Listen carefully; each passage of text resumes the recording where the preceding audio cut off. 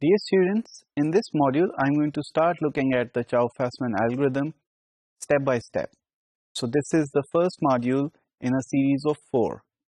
In this module, I'm going to give you a background on this algorithm and then look at the formation of alpha helices and how to compute them. So you know that only a small number of combinations of the secondary structures can actually be made. So if you have an alpha helix, then most probably several amino acids are coding for the alpha helix. If you have a beta sheet as part of the protein structure, then it requires several amino acids to constitute a beta sheet.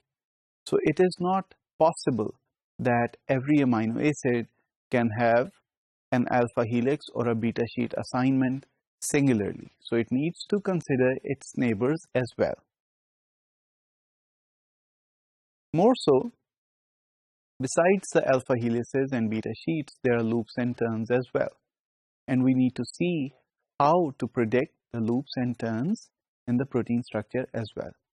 Remember that loops and turns are very important for the functional and active sites in a protein structure.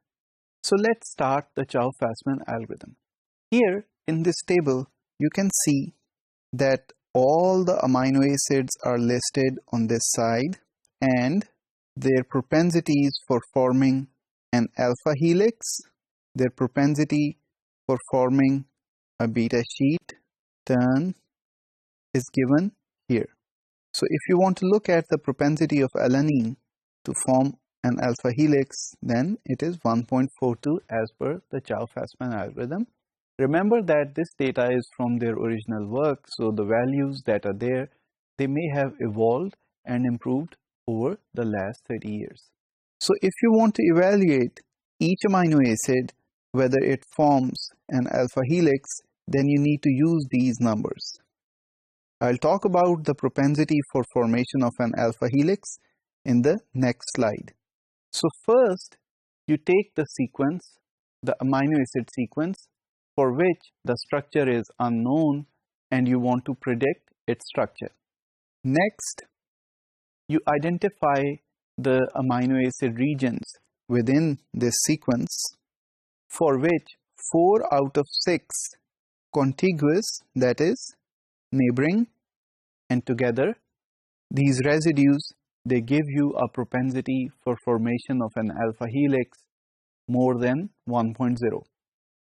So you can compute the propensity of alpha helices for each one of these amino acids and you can multiply them together, and if it gives you a value greater than 1, then that region is declared as an alpha helix.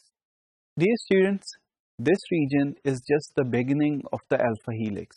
As you know, alpha helices are formed from multiple amino acids, and for one turn in the alpha helix, it requires 4 amino acids. So essentially, what you have just done will tell you about one portion or one turn in the alpha helix. Of course, an alpha helix can have multiple turns and therefore can have a bigger structure. So towards that, your alpha helix, which you have just started, can be expanded upwards and downwards. So let's see how to expand this turn. You can extend the helix to both sides until, so this is very important, until 4 out of 6 amino acids in your sequence, they have a propensity that is less than 1. So what you are doing is you're looking at 4 amino acids at a time, and if their propensity, overall propensity, is greater than 1, you start an alpha helix. Next, you can extend this alpha helix towards both sides of this helix, and if the propensity of this alpha helix drops below 1 towards either of these ends, then that helix is finished, or that is declared as the end of the alpha helix.